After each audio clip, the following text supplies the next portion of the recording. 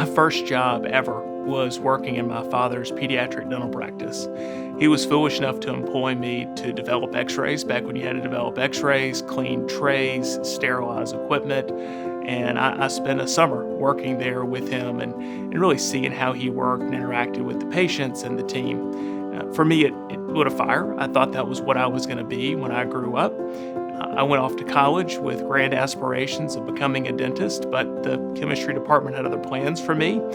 I was not a great science student, but I was a really good economics student, an accounting student, and finance student. So I left school and actually chased a career in finance. Spent years up on Wall Street before going back to business school, and then ending up at the investment bank here in Charlotte. So really the first 10 years of my career were in finance and investment banking.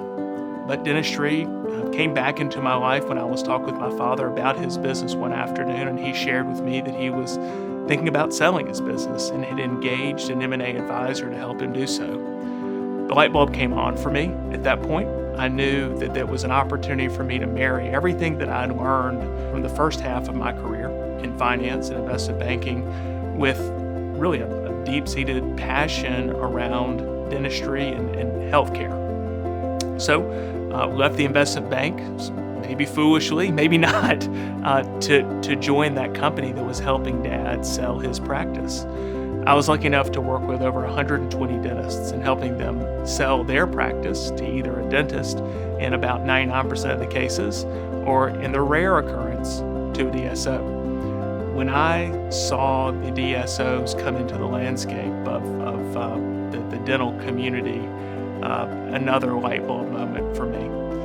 They were willing to pay much, much more than any individual dentist. They could afford to pay more because they were not hamstrung by what a bank would lend them. Instead, they had equity capital behind them, and they had bank debt. And as a result, they could pay more, they could do more, they could support the doctor, they could provide that dentist or that healthcare provider a nice glide plane into retirement rather than the abrupt one day you're working and one day you're not.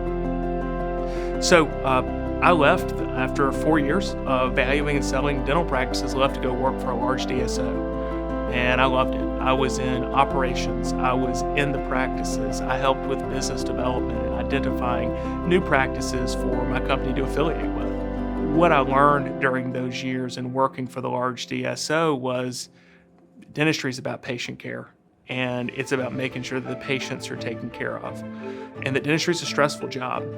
Then armed with that information of operations and business development and a little bit of finance in my hip pocket, I actually decided to start my own dental practice. It was harder than anything I'd ever done before. It was a struggle, but it was the most fun I'd ever had in my career up until that point.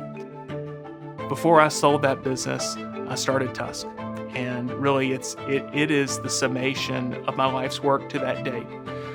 The summation of all the knowledge I have from finance, M&A, investment banking, and capital markets, coupled with a deep knowledge and passion around the business of healthcare.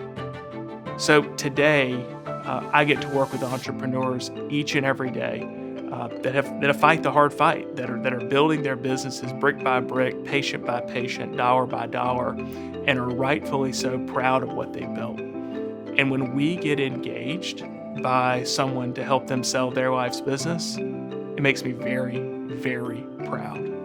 So again, I really count myself as lucky that I've found a position where my passions meet the opportunity at hand.